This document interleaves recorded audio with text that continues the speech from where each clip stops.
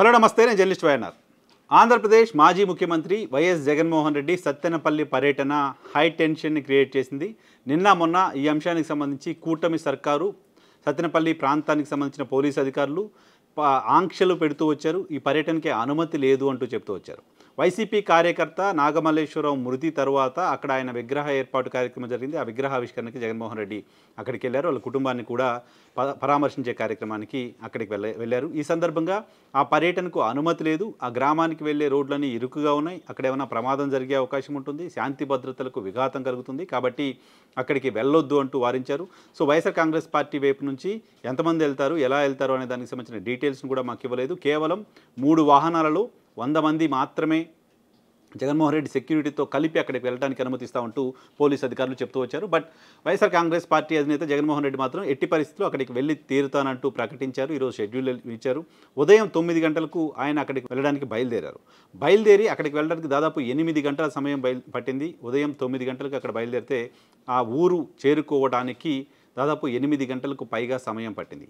ఈ 8 గంటల్లో 40 కిలోమీటర్ల దూరం ప్రయాణం చేయడానికి 8 గంటల సమయం పట్టిందంటే మొత్తం దారిలో వెళ్ళే దారి పొడుగున వైఎస్ఆర్ కాంగ్రెస్ పార్టీకి సంబంధించిన కార్యకర్తలు, నాయకులు స్వాగతం, చాలా పెద్ద ఎత్తున జగన్మోహన్ రెడ్డి కాన్వాయ్కి స్వాగతం పలుకుతూ వాళ్ళంతా రావడం అదంతా చూస్తూ ఉన్నాం. ఇదే నేపథ్యంలో అక్కడికి వెళ్లకుండా అడ్డుకోవడానికి సంబంధించి, లేకపోతే ఆయన వెళ్తున్న సందర్భంగా ఆయనతో పాటు వెళ్తున్న 3 వాహనాలు 100 మంది మినహా మిగతా వాళ్ళందరినీ ఆపడానికి సంబంధించి ప్రభుత్వం ప్రయత్నం చేస్తూ వచ్చింది. జిల్లా ఎస్పీ ఇచ్చిన స్టేట్మెంట్ ఆధారంగా దాదాపు 14 చెక్ పోస్టులను ఏర్పాటు చేశారు. 1500 మంది వరకు పోలీసు సిబ్బంది జగన్మోహన్ రెడ్డి 100 మంది మించకుండా ఆ ఊరు వెళ్ళాలి అనే దాన్ని కట్టడి చేయడానికి సంబంధించి ఏర్పాటు చేశారు. 1300 మంది సిబ్బంది, ఎస్ఐలు, సిఐలు, డిఎస్పీలు అందరితో 14 చెక్ పోస్టులు ఏర్పాటు చేసినప్పటికీ కూడా జగన్మోహన్ రెడ్డి పర్యటన మొదలైన దగ్గర నుంచి చివరికి ఆ ఊరు చేరే వరకు పూర్తిగా రోడ్లన్నీ కూడా జనసంద్రం అయిపోవడం కనిపించింది. సో పోలీసు అధికారులు చేతులు ఎత్తేసిన పరిస్థితి కనపడుతోంది. పోలీసు అధికారులు జగన్మోహన్ రెడ్డితో పాటు వస్తున్న క్రౌడ్ని కంట్రోల్ చేయలేక వాళ్ళందరినీ కూడా వదిలేశారా అని అనిపించింది. వదిలేసినట్టుగానే కనిపించింది. ఎక్కడ కూడా పోలీసులు ఆపేసి మీరు వెళ్ళొద్దు అన్నట్టు కనపడలేదు. ఎందుకంటే పోలీసులు ఆపే స్థాయి కంటే, పోలీసులు ఆపే క్రౌడ్ కంటే ఎక్కువ క్రౌడ్ ఉండటం మూలాన ఎవరిని ఆపలేకపోయారు. ఆద్యంతం కాన్వాయ్తో పాటు చాలా పెద్ద ఎత్తున వైసీపీ కార్యకర్తలు అక్కడికి వెళ్ళారు. సో ఈ మొత్తం ఎపిసోడ్ అక్కడికి వెళ్ళారు. ఎలాంటి శాంతి భద్రతల సమస్య రాలేదు. విగ్రహావిష్కరణ చేశారు, అక్కడ మీడియాతో మాట్లాడారు, బయటకు వచ్చేసారు. మొత్తం ఎపిసోడ్లో ఇక్కడ శాంతి భద్రతలకు సంబంధించిన సమస్య తలెత్తలేదు.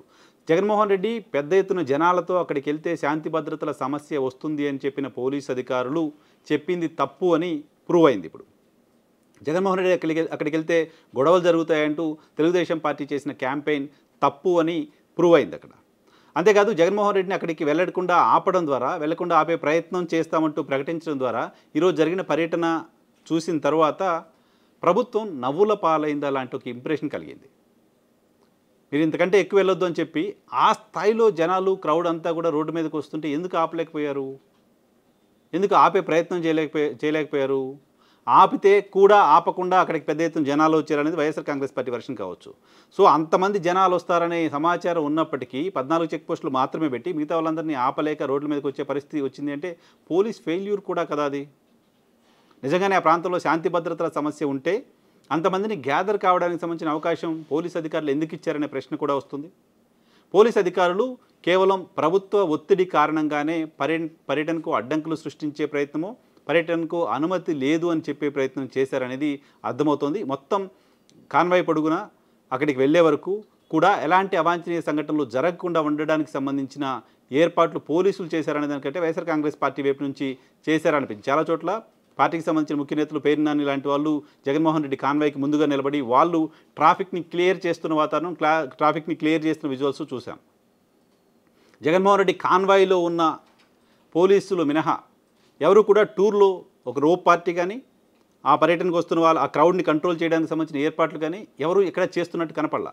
న్యాచురల్గా చేయరేమో, ఎందుకంటే అనుమతి లేని ప్రోగ్రామ్కి అక్కడికి వెళ్తున్నారు, మేము సెక్యూరిటీ ఇవ్వలేమని పోలీసులు చేతులు ఎత్తేసారు కాబట్టి ఆ పర్యటనకి ఏర్పాట్లు చేయాల్సిన అవసరం మాకు లేదు అని పోలీసులు అధికారులు భావించారేమో తెలియదు.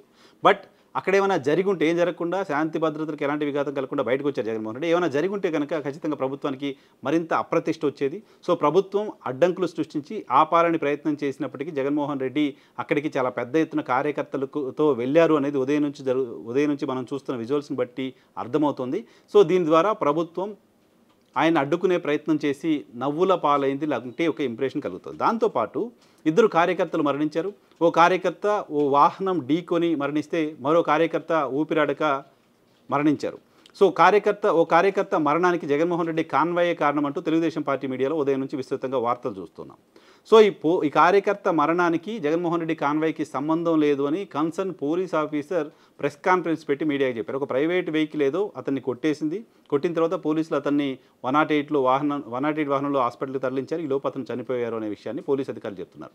జగన్మోహన్ రెడ్డి కాన్వాయ్లో ఉన్న వాహనం ఢీ కొట్టడం కారణంగా అతను పడిపోలేదనేది ఆన్ రికార్డ్ పోలీస్ అధికారులు చెప్తున్నప్పటికీ జగన్మోహన్ రెడ్డి కాన్వాయ్ ఢీకొని వైసీపీ కార్యకర్త మృతి చెందారు అనే ఒక క్యాంపెయిన్ని చేస్తూ వచ్చింది తెలుగుదేశం పార్టీ మీడియా.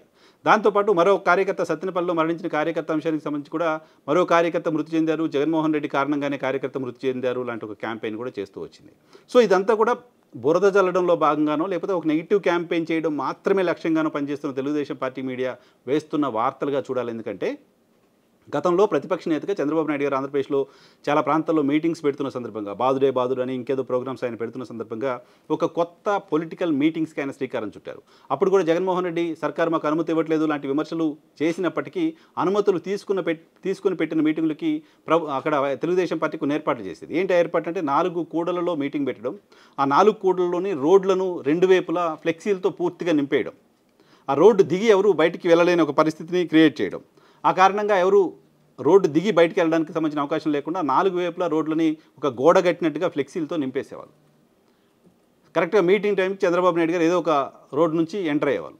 ఆయన వెహికల్ అక్కడికి ఎంటర్ అయ్యే టైంకి తొక్కిసలాట జరిగేది. ఈ తొక్కిసలాటలో నాకు తెలిసి ఒకసారి 11 మంది, ఒకసారి 9 మంది, ఒకసారి 3-4 చనిపోయారు. దాదాపు 1.5 మందికి పైగా తొక్కిసలాటల కారణంగా చనిపోయారు. సో ఇది అప్పటి ప్రభుత్వం వైఫల్యం అంటూ అప్పుడు తెలుగుదేశం పార్టీకి సంబంధించిన నాయకులు మాట్లాడుతూ వచ్చారు.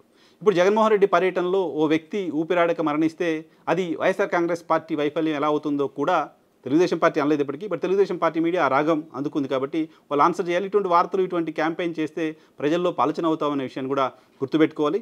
ప్రభుత్వం నవ్వుల పాలైంది, తెలుగుదేశం పార్టీ మీడియా రోజు నవ్వుల పాలు అవుతూనే ఉంటుంది ఆంధ్రప్రదేశ్లో వార్తల కవరేజ్ విషయంలో.